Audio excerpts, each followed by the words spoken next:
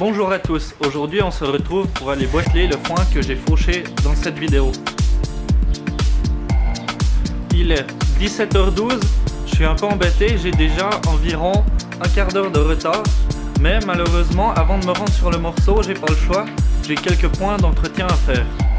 Il y a d'abord le contrôle de la réserve de ficelle, puis le nettoyage des noueurs, le contrôle du nombre de boîtes, et ensuite je vais graisser 2-3 points comme la prise de force.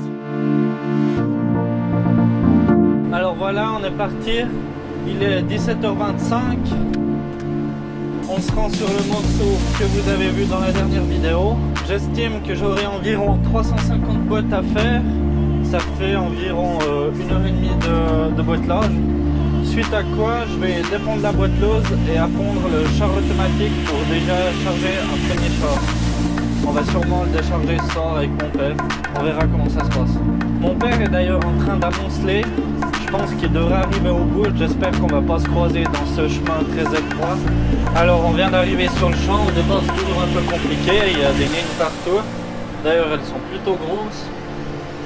Mais bon, voilà, je suis arrivé à ma première ligne.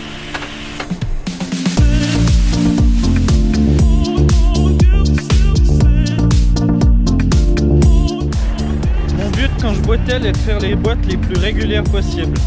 Là j'en ai fait quelques-unes et puis maintenant il est temps de faire les réglages. Tout se passe ici. Je dois par exemple les serrer plus ici, leur donner une certaine longueur ici et leur donner une certaine forme ici, là et de ce côté. Donc pour évaluer ça je dois d'abord les porter. Là je peux déjà dire qu'elles sont trop courtes. Les boîtes normales font environ 80 cm de long, entre 80 et 90 cm. Là, il doit manquer un petit peu.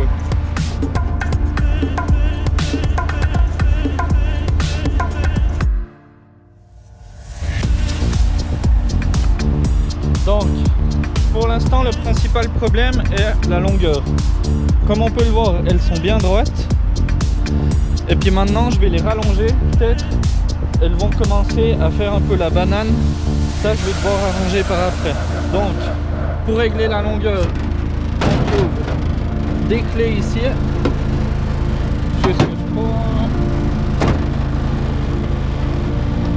Elle est là. Je veux donc rallonger les boîtes. Je desserre ça et je vais lui mettre environ 3 points de plus. Allez, un quatrième. Pas besoin de serrer trop fort, après on casse.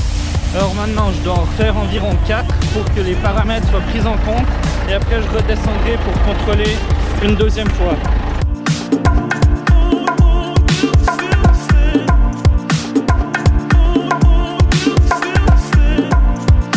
Je viens de faire quelques boîtes. Maintenant il est temps de faire normalement les réglages finaux. Alors, on peut voir que déjà cette boîte est encore un peu petite. Je vais encore rajouter quelques points. Celle-ci a l'air d'être pareille. Par contre, elles sont toujours pas mal droites. Et puis ont l'air assez bien serrées. En gros, le problème est toujours la longueur. Je vais les faire encore un peu plus longues.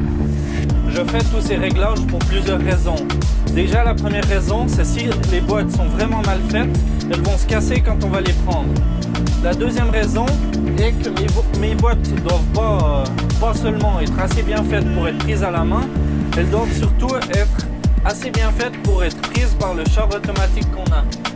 Pour ce faire, elles doivent avoir une longueur assez précise, elles doivent être assez serrées et surtout, elles doivent être parfaitement droites. Comme on arrive à voir là-bas, celle qui est couchée pas comme les autres, on arrive à voir qu'elle est parfaitement plate. C'est un point qu'on a longtemps eu du mal à avoir avec l'ancienne boîteleuse, maintenant celle-ci va mieux.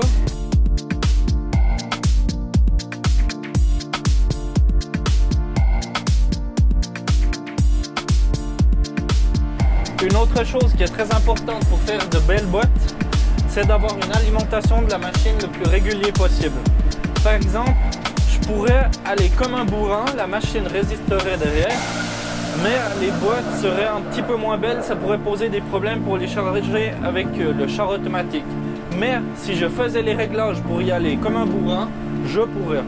Bref, là j'ai les réglages pour y aller moyen.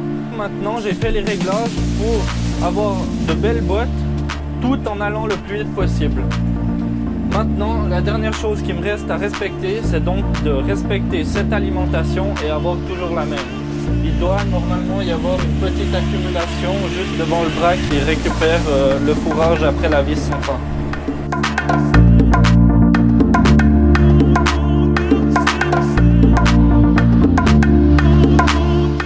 Bon, il est déjà 18h41.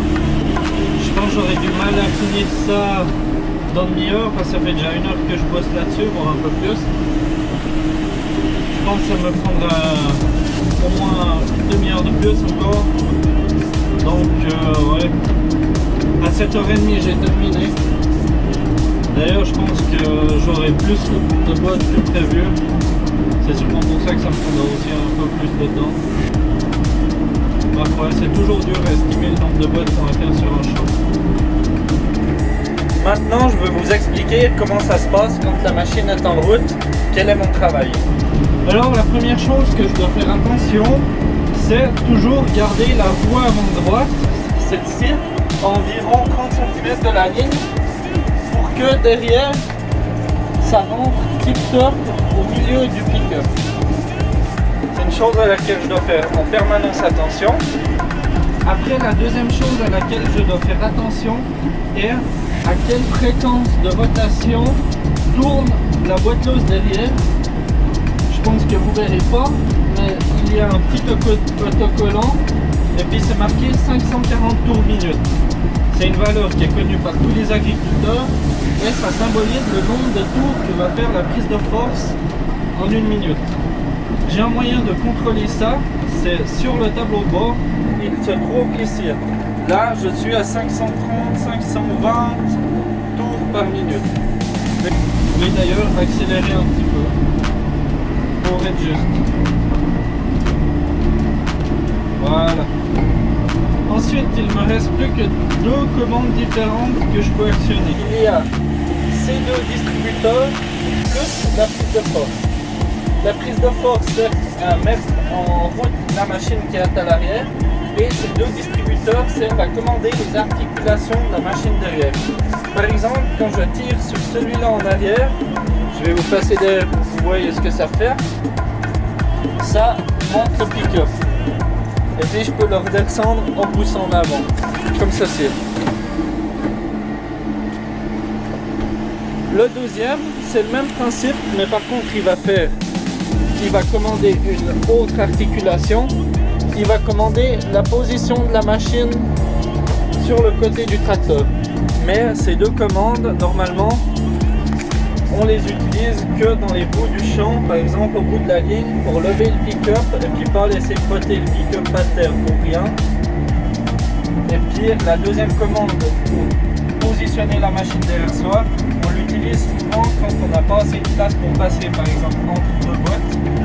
On range la machine derrière le tracteur et ça nous permet de passer plus facilement.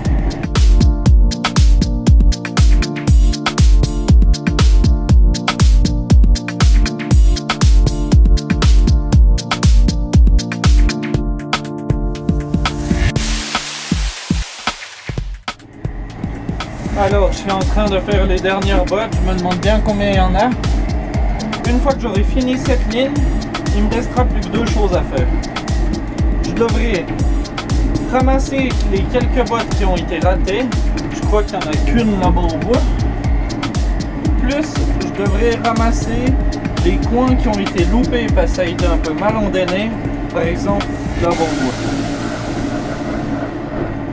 Et après, normalement, j'aurai fini. Voilà, le boîtelage est terminé. Il est 19h30, pas mal. Et puis j'ai fait 365 boîtes plus 22, 387. J'ai fait 387 boîtes, j'avais dit quoi, 350 boîtes. Oui, comme quoi j'étais pas si long. Ça donne ça. Du coup, maintenant il me reste plus qu'à ramasser. Ciao.